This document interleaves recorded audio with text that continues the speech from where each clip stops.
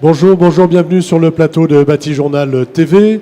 Nous sommes à Eurobois 2018 et cet après-midi, nous allons parler d'outils pédagogiques. Avec moi, 3 invités. Jean-Pierre Maté. Jean-Pierre Maté, bonjour.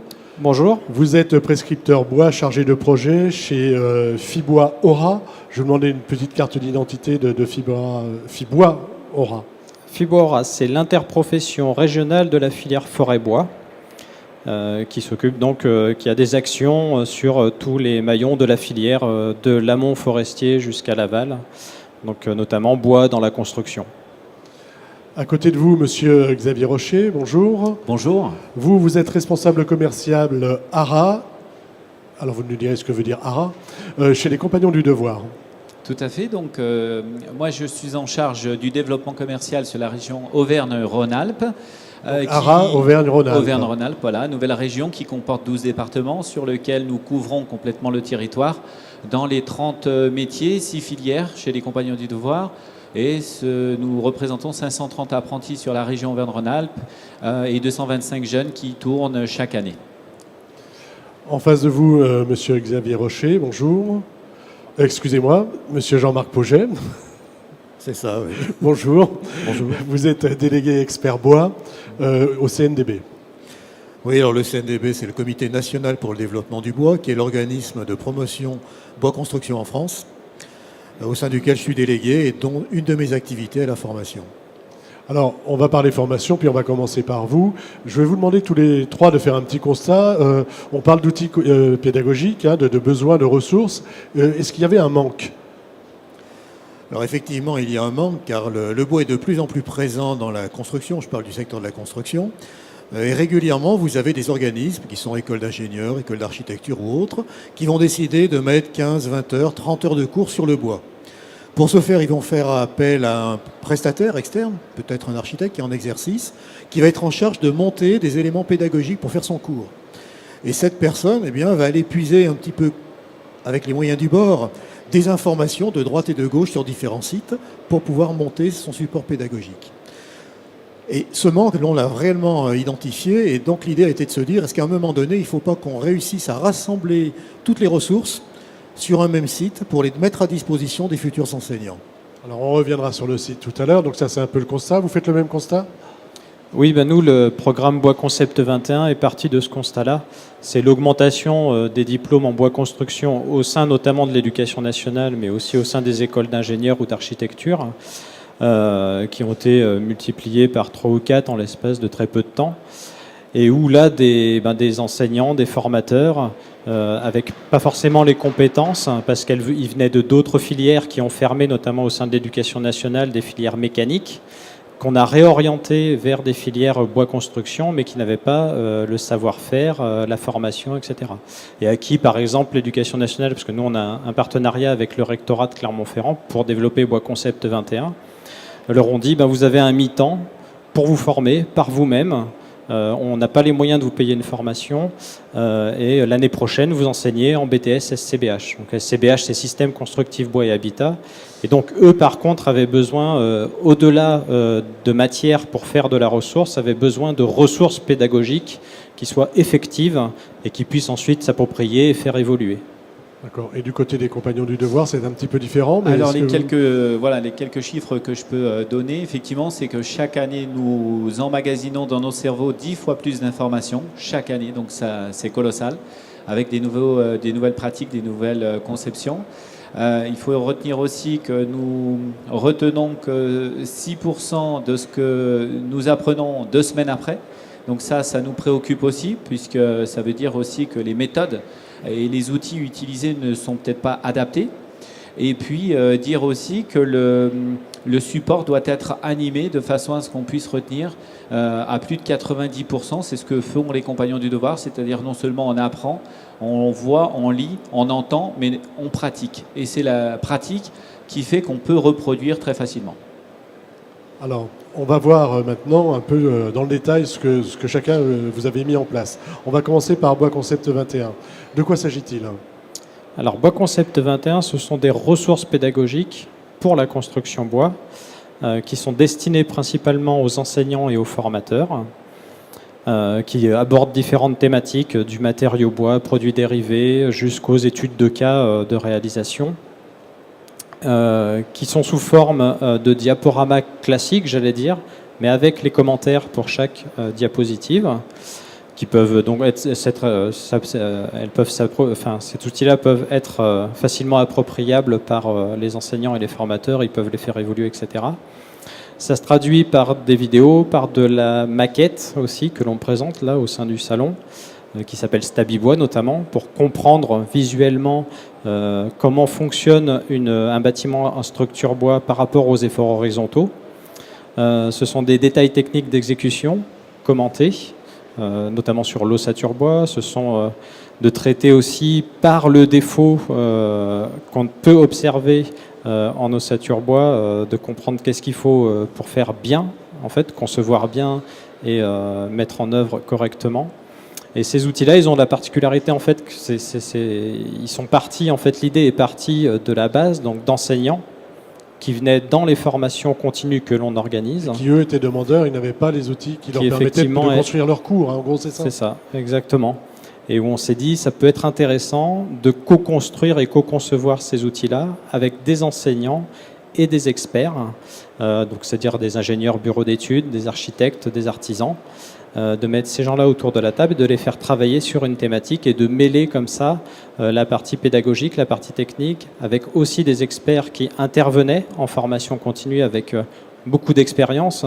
On a des personnes, Jean-Claude Guy en l'occurrence, qui a plus de 600 jours de formation continue réalisée à son actif.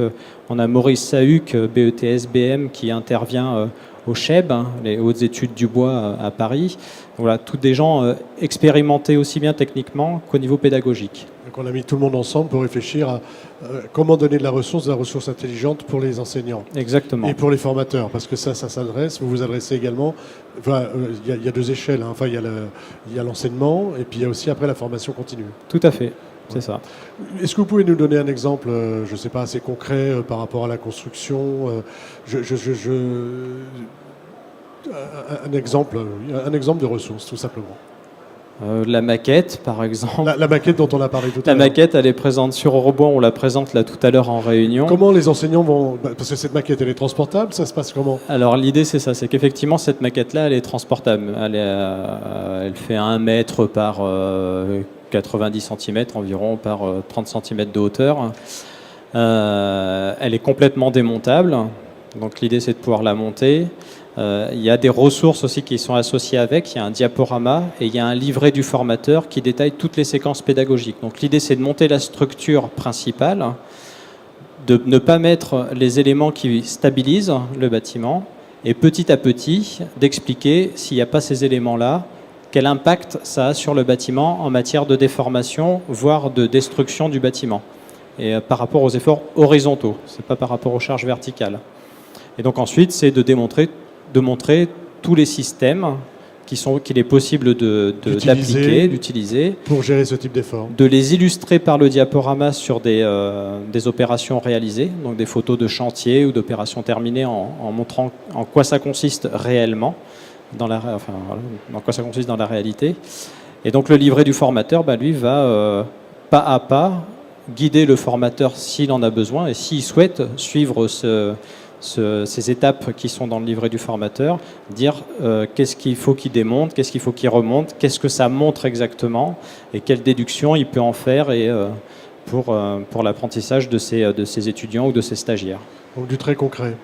C'est très pragmatique. Là, on n'est pas on sera pas dans le 2.0 ou 4.0, c'est du travail sur place. On leur met les mains à la pâte. Ça, on l'expérimente en formation continue, avec notamment les architectes qui sont très friands de savoir comment de comprendre la stabilité, parce que pour dessiner, ils ont besoin aussi de comprendre. Et en général, ils sont tous autour, ils aiment bien manipuler, toucher. Enfin voilà, c'est assez pragmatique. Monsieur Pauget, de votre côté, donc qu'avez-vous mis en place et comment ça se concrétise également? Alors donc nous avons mis en place ce site qui s'appelle Bibliobois et qui, en complément des travaux dont s'est occupé Jean-Pierre, est un site de ressources brutes que l'enseignant ensuite va pouvoir utiliser à sa guise pour monter un module pédagogique. Alors les professionnels qui nous ont fait cette demande nous ont dit, à l'intérieur de ce site, Vous ne pourrez mettre que des... Excusez-moi, quand vous dites les professionnels, c'est quels professionnels? Alors, ce travail a été financé par France Bois Forêt et Codifab, et les professionnels qui émanent à travers ces organismes nous ont fait des demandes à travers les syndicats. En fait, ce que je voulais savoir, c'est quoi? C'est des constructeurs bois? C'est des enseignants? Qui sont ces professionnels qui vous ont demandé Ce sont des professionnels qui sont issus de la filière bois. De la filière bois, d'accord. Notamment, il y a des enseignants, mais pas que des Mais enseignants. pas que des enseignants. Ok. Donc la demande, ça a été d'avoir des ressources brutes.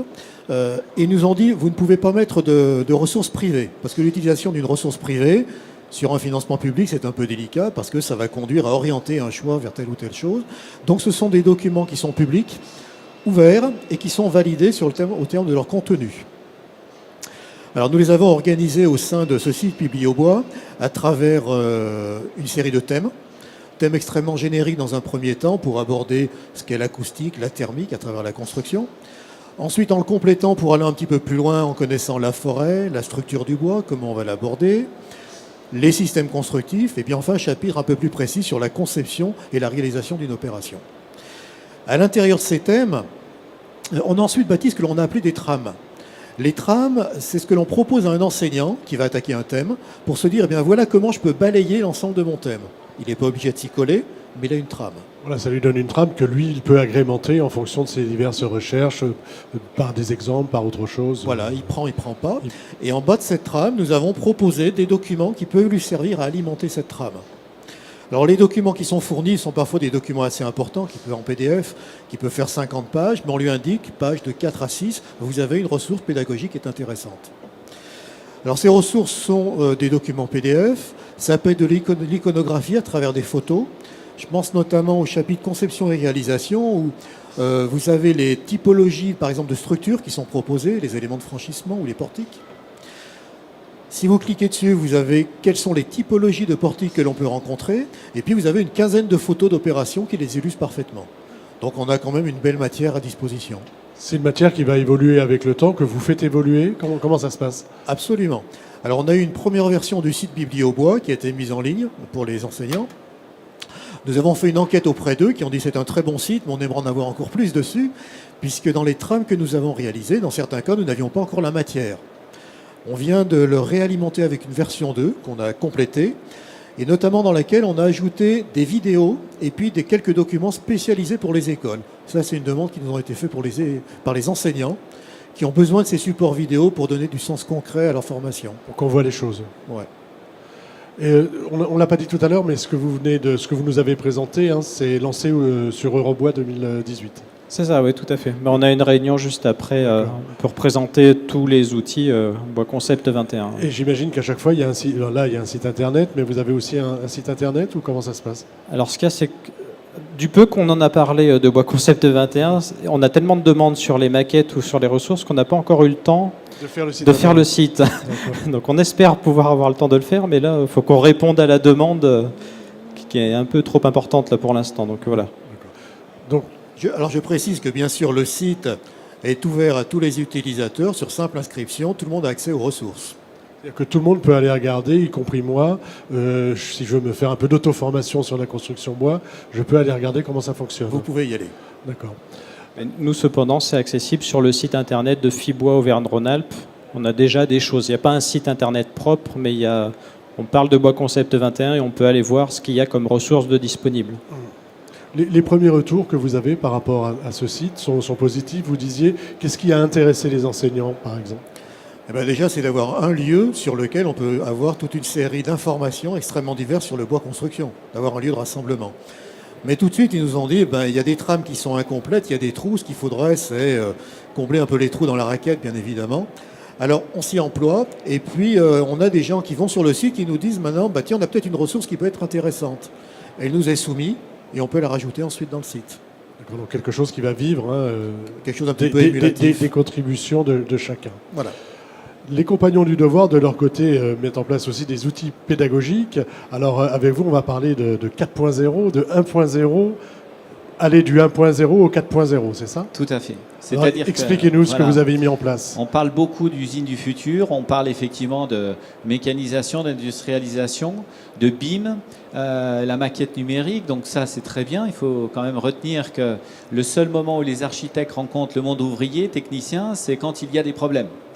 Donc il est important aussi de tenir compte que 10% de la sinistralité augmente par an par la malfaçon, par des défauts de construction qui commencent à coûter une fortune. D'où le fait maintenant de réinvestir dans l'humain, dans les compétences, parce que qui dit compétences, on accède à l'innovation, et bien évidemment on peut utiliser tous ces nouveaux procédés. Ce qu'il se passe dans tous ces nouveaux procédés, c'est que parfois c'est compétitif, parfois ça ne l'est pas, parce qu'il faut effectivement qu'il y ait de la répétitivité, il faut qu'il y ait du volume pour pouvoir utiliser le numérique. Sans quoi, si c'est de la pièce, je dirais, à faible nombre d'exemplaires, on va devoir enseigner, nous, dans nos formations. Je vais prendre l'exemple concret de la conception, et on a beaucoup d'utilisateurs de logiciels aujourd'hui 3D, et pas suffisamment de concepteurs, des gens qui vont être capables de voir tous les impacts de la construction dans l'aménagement, la construction concrète sur le terrain. Quand vous vous retrouvez sur le chantier, souvent, trop souvent, ça ne se passe pas comme ce que vous aviez défini sur le plan. Donc, Parce qu'il y a un manque de formation des gens qui sont sur le chantier, ils ne savent pas lire ou s'emparer de ces outils-là? Lecture de plans, savoir assembler, vous pouvez avoir de très beaux composants préfabriqués. Si les assemblages ne sont pas bien posés, votre perméabilité, votre bâtiment, lui, effectivement, n'est pas optimisé. Donc on voit bien qu'il y a une grosse évolution sur toutes ces co-conceptions collaboratives, puisque le maçon, le charpentier, le menuisier, le plâtrier, tout le monde doit travailler aujourd'hui ensemble. Et là, c'est d'enseigner justement de nouvelles démarches constructives, collaboratives, parce que derrière la conception, il y a un impact, il y a une construction, et derrière un assemblage, il y a un autre impact, et c'est de maîtriser tous ces impacts successifs qui vont rendre le bâtiment passif ou pas. Donc nous avons développé, pour répondre aux besoins des entreprises qui manquent cruellement de professionnels, nous avons développé donc un recrutement qui nous permet d'embellir effectivement les métiers manuels parce qu'ils se digitalisent. Donc il faut bien expliquer aussi à la jeunesse que ces métiers-là, ils bougent. On a besoin aussi de bonnes têtes pour pouvoir fabriquer les maisons de demain, et que ce n'est pas que des voies de garage pour aller dans les voies techniques. Donc ça, c'est très très important pour nous. Ça veut dire que l'aspect numérique, digitalisation, peut vous aider à amener des gens qui naturellement ne seraient pas venus là. Et donc c'est ça que vous voulez leur donner envie avec des outils qui sont plus ludiques peut-être. Plus ludiques, plus accessibles. Aujourd'hui, vous avez la génération X, Y, Z, donc qui ont une autre façon de fonctionner. Et nous, on doit mieux appréhender ces jeunes. C'est pas qu'ils sont moins bons, qu'ils sont pas motivés, c'est qu'ils fonctionnent juste différemment par rapport à nous, par rapport à notre apprentissage à nous, et qu'on ne peut pas systématiquement reproduire des choses qui ne fonctionneraient plus aujourd'hui. Alors concrètement, vous avez mis en place des MOOC ou des SPOC, c'est ça? Tout à fait. Un MOOC, un SPOC, une définition rapide pour ceux qui ne sauraient pas. Alors la définition d'un MOOC, globalement, ça a été créé en 2000 aux États-Unis. Ce sont des plateformes collaboratives sur lesquelles on va avoir une accessibilité de vidéos, de supports en ligne pour pouvoir se former. Et l'évolution du MOOC, effectivement, c'est le SPOC. Le SPOC, ce sont des supports visuels e-learning qui vous permettent de voyager dans un certain nombre de points différents en fonction de votre perception des choses, en fonction des neurosciences. Votre cerveau ne fonctionne pas de la même manière que le mien. Et donc, forcément, le cours va s'adapter par rapport à votre capacité à mémoriser les choses.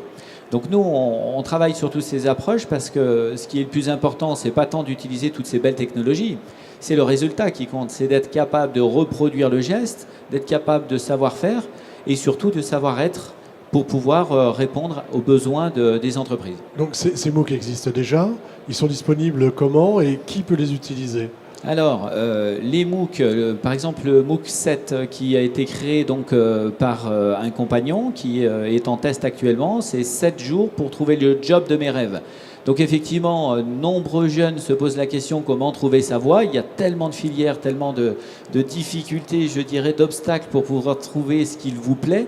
Bien, à un moment donné, il faut arriver à à proposer à tous ces jeunes des solutions, d'imaginer ce qui va leur plaire, parce qu'on peut avoir quelque chose qui nous plaise aujourd'hui, sur le moment, mais ce n'est pas pour autant que ça va vous plaire toute votre vie.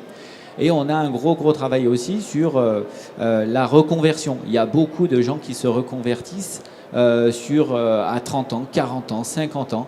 Et donc, il faut que toutes les formations s'adaptent pour pouvoir utiliser cette ressource extrêmement riche, puisqu'ils ont déjà des acquis. Donc, on a travaillé sur un outil qui s'appelle donc Acquisave et qui vient compléter, bâtir les compétences pour éviter de repartir à zéro. On vient apporter que le complément de ce qui lui manque à l'individu. Alors, tout ça, je peux le trouver où Alors, sur notre site internet, en s'inscrivant chez les Compagnons du Devoir, de façon à pouvoir faire un diagnostic précis sur la filière, le diplôme sélectionné. Et après, on vous emmène dans un voyage de parcours, de formation, pour pouvoir vous apporter ce dont vous avez besoin et pas tout le reste, si je puis dire. Un voyage de parcours, un voyage de formation. On va faire un petit tour de table rapide sur une petite conclusion à chacun. Je vais vous demander un petit peu de voir comment ces outils vont évoluer. Est-ce qu'on aura encore besoin d'aller plus loin et qu'est-ce que vous allez d'ores et déjà mettre en place en plus? Vous avez la parole. Alors nous, on va continuer de poursuivre, déjà faire connaître ce qui existe, dans l'idée de pouvoir poursuivre aussi en recherche de partenaires pour pouvoir poursuivre le développement de ces ressources-là. Avoir un site internet digne de ce nom pour pouvoir présenter très simplement ce que c'est que Bois Concept 21. Mais nous, on a produit, on va dire, un cinquième ou un quart de la ressource qu'il faudrait produire pour couvrir toutes les thématiques liées au bois construction. Donc encore beaucoup de travail à venir. Donc encore beaucoup de travail. Du côté du CNDB, une petite conclusion sur l'évolution de votre procédé avec le micro. Ah oui, c'est mieux avec le micro, oui, c'est vrai. Oui, non, il me semble qu'il faut que les formations prennent différentes formes et ne s'excluent pas les unes des autres, qu'elles sont extrêmement complémentaires. Il y a des gens qui vont avoir besoin de se réunir en salle pour faire du présentiel, ce sera toujours nécessaire. Il y en a qui pourront participer à des MOOC 2 heures par semaine parce que ce n'est pas le même niveau d'information qu'ils voudront. Et tous ces éléments doivent trouver leur complémentarité. Je crois que c'est un petit peu l'enjeu actuel. Et vous, de votre côté, comment faites-vous évoluer ou comment pensez-vous faire évoluer ce que vous proposez déjà ? Alors, ce que l'on souhaite bien sûr appréhender, c'est la réforme de la formation professionnelle, parce que là, c'est un enjeu énorme. C'est le sujet de cette année. C'est le sujet de cette année. Nous allons avoir aussi toutes les évolutions par rapport à la science au niveau de l'intelligence augmentée. Donc ça va nous permettre d'avoir effectivement énormément de nouvelles ressources, de solutions. Et comme disait monsieur, ce qui est important, c'est il n'y a pas une recette magique. Aujourd'hui, on parle de beaucoup de SPOC, de MOOC. C'est très à la mode, c'est très tendance. Vous savez, tout ceci, c'est comme le management, ça a un cycle de 5 à 10 ans, et puis après, il faut repartir sur autre chose. En tout cas, les compagnons se préoccupent cruellement sur le concret, c'est-à-dire le savoir-faire, comment on va faire évoluer le métier de demain et comment on va s'approprier les nouvelles façons de concevoir tout en respectant le développement durable. Donc là, il y a encore énormément de choses à recréer, à repenser. Quelques MOOC à mettre en place. Tout à fait. Merci beaucoup d'être venu sur le plateau de Batijournal TV. C'est une émission qui est à retrouver sur le site de nos partenaires, donc Eurobois 2018 et France Bois Forêt, et également sur notre chaîne à nous, Batijournal TV. Merci d'être venu jusqu'ici. Merci beaucoup.